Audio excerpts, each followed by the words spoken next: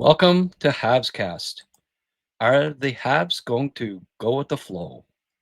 That seems to be the big question following Florian Xhekaj's impressive debut, at least on the score sheet, at least into the preseason. He had a goal, he had a fight, albeit one where he didn't exactly dominate, but still, you got to give him credit for dropping the gloves with one of the toughest characters in the league, and Nicolas Delorier.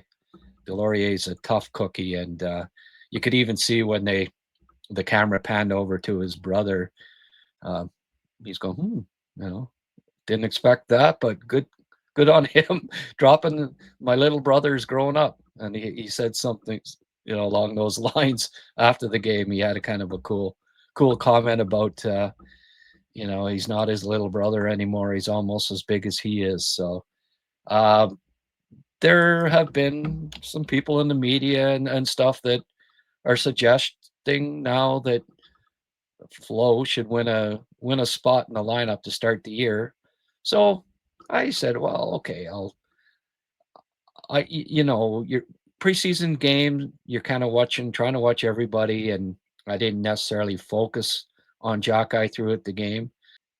I took a look at all of the Florian Xhekaj shifts at his first exhibition game, and I'm going to play it now. Tell you my thoughts on how I think he looked, and whether I think that he should be under consideration to win a spot in Montreal's lineup to start the season. Okay, here he is. What I noticed at the start here was he kind of got burned a couple of times, sort of standing still at his blue line when the other team was entering the zone.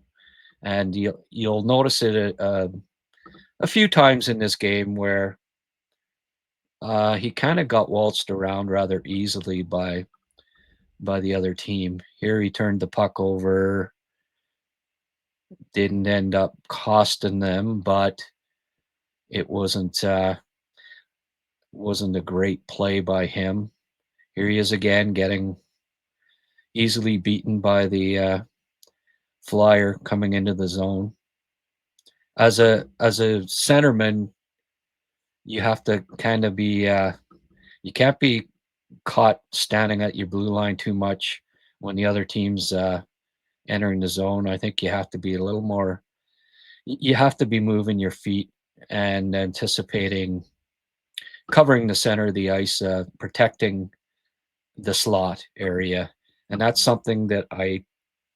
There he lost the puck again. So there were two puck losses on his first shift, and as a result, a lot of there was a lot of own zone time for that line on the first shift, and they spent most of the game up against obviously up against the other team's fourth line, which had two rookies.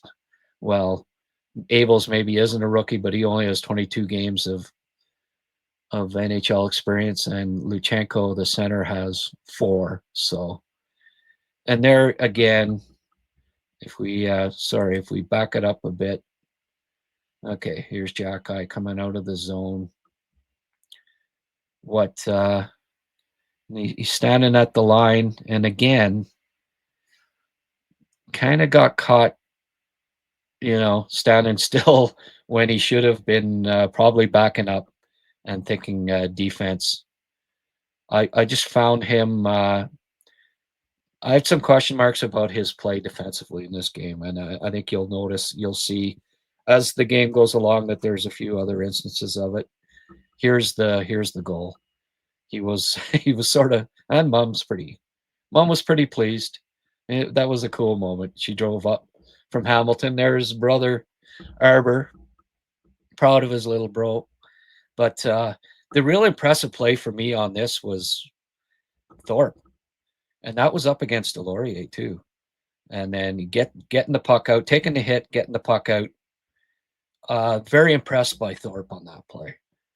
Uh, safe to say the goalie should have had that one, but he got the shot away quickly, and kudos to him for scoring a goal in his first exhibition game of the season. Here, he turned the puck over again, came back to him, so it wasn't too bad. Um, he was listed at 195 last year. Apparently, is 217 now. Did he really put on 22 pounds of weight in the off season? And there he uh, got knocked over when he went to make the hit, but that's okay. That happens. Uh, I don't know. I wasn't thrilled about his skating speed in this game, and I wonder if he did indeed put on 22 pounds in the off season, that maybe he put it on a little too quickly, and it's hampering his quickness a little bit, because that's a lot of weight to be adding in 3 or 4 months. Too much weight as a rule. I think ideally it's 5 to 10 pounds at that age that you're putting on every off season, not 15 to 22. But that's me speculating. If he indeed does weigh 217 now, and he wasn't 195 last year, then I just think that's too much. That's too much weight to be putting on in one off season. Here again, he was kind of chasing the puck. I wasn't crazy about his positioning. I didn't find that he kept himself between the puck carrier and his goalie very often. Just and there, what's he doing? As a centerman, you got to be protecting the center of the ice. And let's just roll that back a bit here. Here he is here. He should have stayed back, but look where he is. And then, I mean, against a good quick line, he several times there, that line would have had some dangerous chances, 3-on-2s, where he was nowhere to be found.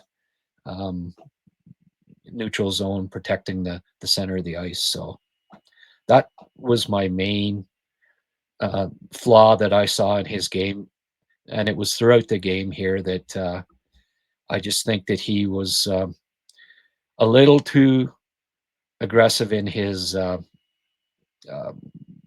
being caught up ice, and it also happened here in a couple occasions where he went for hits behind the goal line, and you'll see them coming up.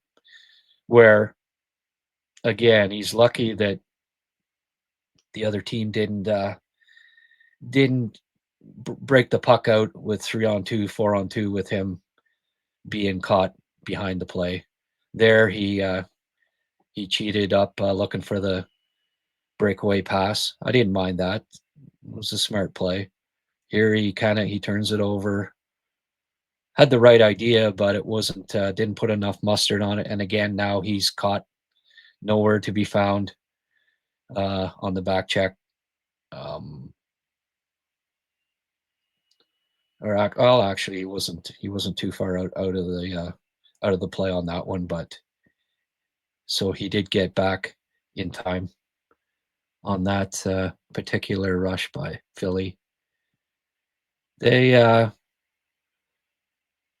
the opposing line there, Delorier's line, had quite a bit of they had quite a few shifts in Montreal's zone. They didn't score, but they certainly had their opportunities. And, here's okay. Here he is coming into the play. Good play to get it back to the defenseman there. Didn't mind that play. Protected the puck well and got it to Tuck. I like that shift. And then here. So good sequence there for Xhekaj. I like how he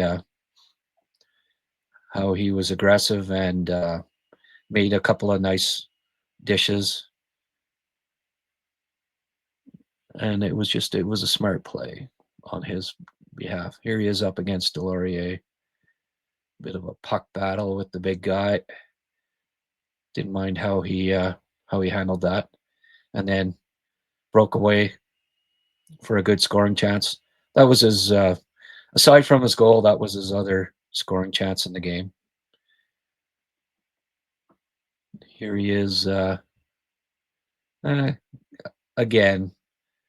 Like, what purpose did it barely hitting the guy behind the net? And again, here, 2 times he's caught as the last guy back. Luckily, the puck came back to him, so it wasn't the end of the world, but he could easily have been caught in behind the play again. And as a center, eh, if he's playing the wing, I don't mind that as much, but centerman, you can't be caught behind the other team's goal line when the puck when they get possession. At least not as frequently as he did in this game. I think that part's going to have to get cleaned up. Here he is. I got to the puck in the slot and got it away, so that wasn't too bad on the defensive end of things. Here it is. Here he is along the boards. Couldn't keep it in. That would have liked to have seen a little better puck battle there from him. That was a good play to get back to the defenseman after the puck came to him.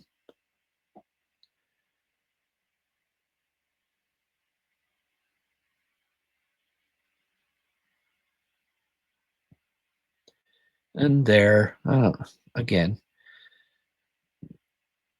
I don't mind center throwing the odd hit behind the goal line, but you can't be doing it every shift. And then McDonald came back at him and then knocked him down. And that's when Tuck and McDonald got into the scrap. About 6 minutes left. If you're wondering about the scrap, it's at the end. I threw it at the end of the game. So here he is, kind of. What I liked was that Marty threw him out in the last minute and a half. Okay, kid. And this was with the empty net power play, so it's PK 6-on-4, and put the two Jack eyes out there. I thought that was kind of cool, but hey, you got to give him a look. And again, here he is, kind of. I don't like the standing at the blue line thing. I think he's got to be moving a little more, and not letting guys just waltz right around him. Here's the scrap. Good camera work there, boys.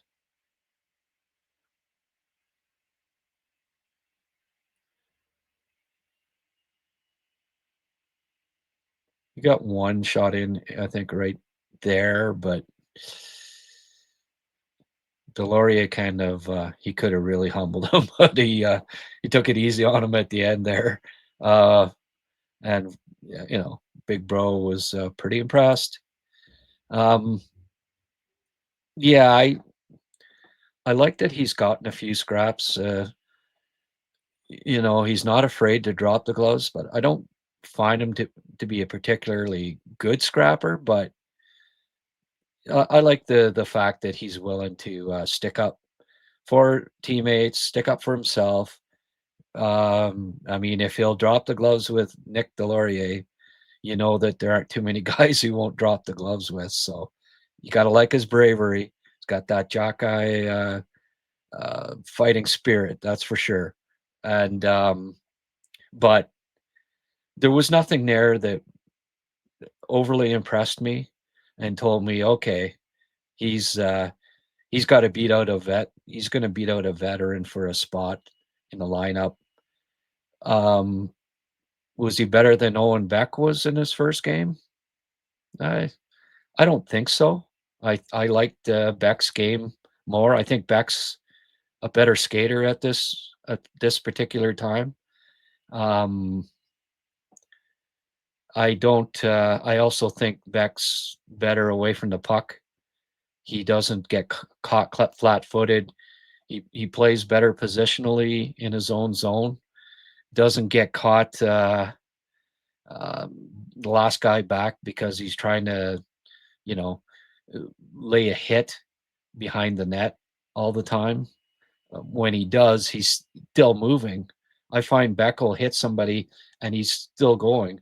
Xhekaj will hit somebody and stand there, and then the play gets going the other way, and he doesn't have the speed to get back and be any part of it if the other team breaks out of the zone and you know the center's nowhere to be found. So that's a concern for me at this point. I didn't necessarily notice last year um, that he was poor defensively away from the puck and maybe a little too aggressive, offensive minded. When you're playing a bottom two center role, if that's what your destiny is, uh, you have to be thinking defense quite a bit. You have to, you know, the forwards are the ones that need to get in there, throw the, like Tuck and Thorpe are both physical. They can do the job, uh, getting in behind the goal line, um, heavily forechecking, causing turnovers, throwing hits.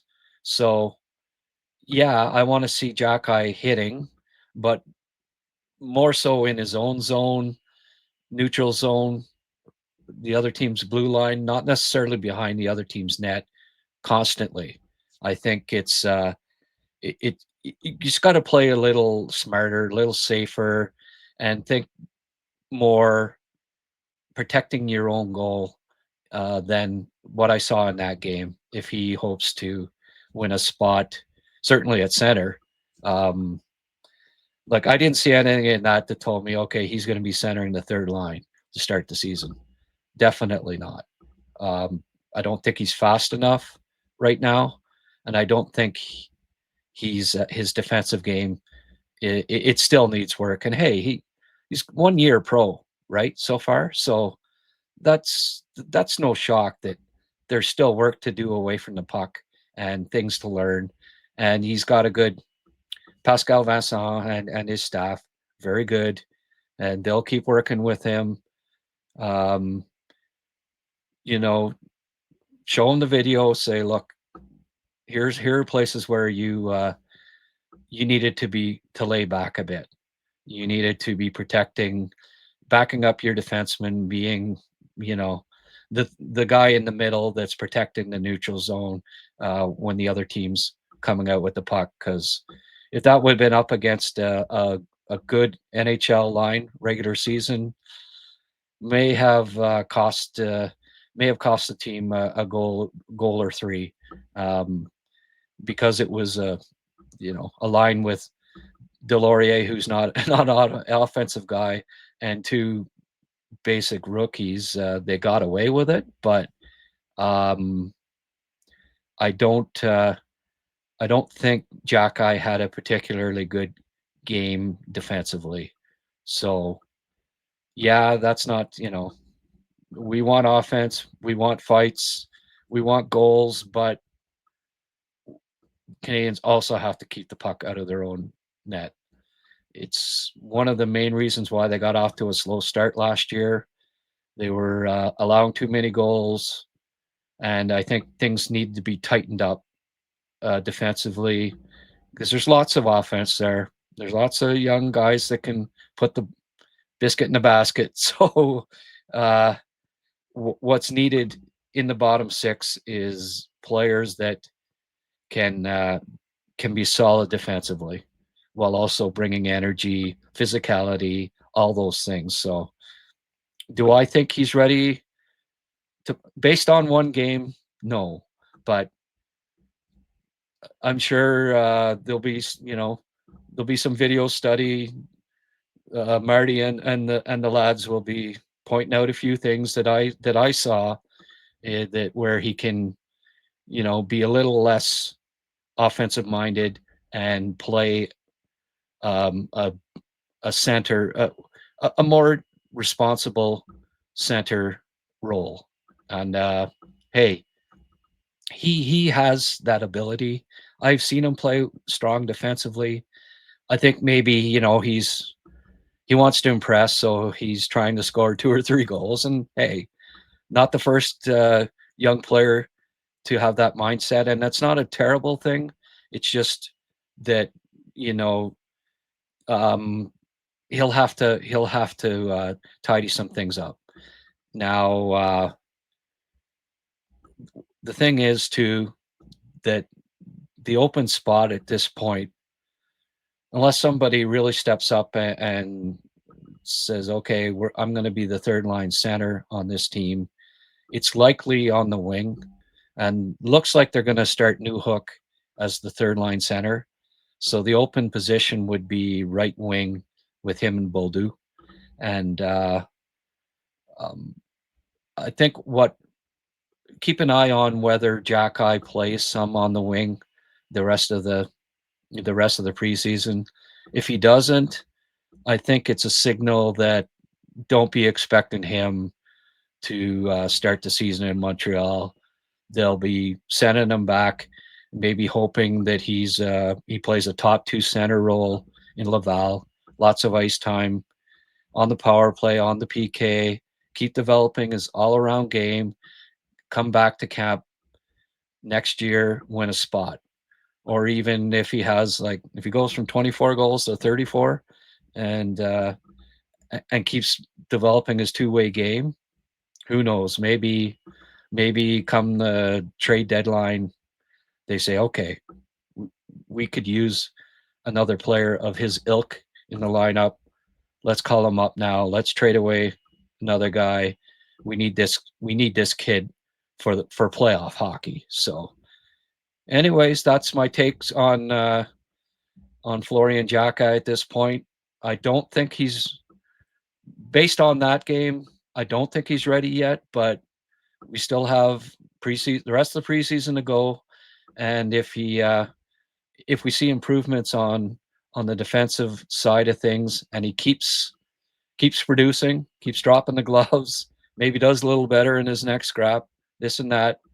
Uh, who knows? Maybe he'll be a serious consideration to grab a roster spot to start the year.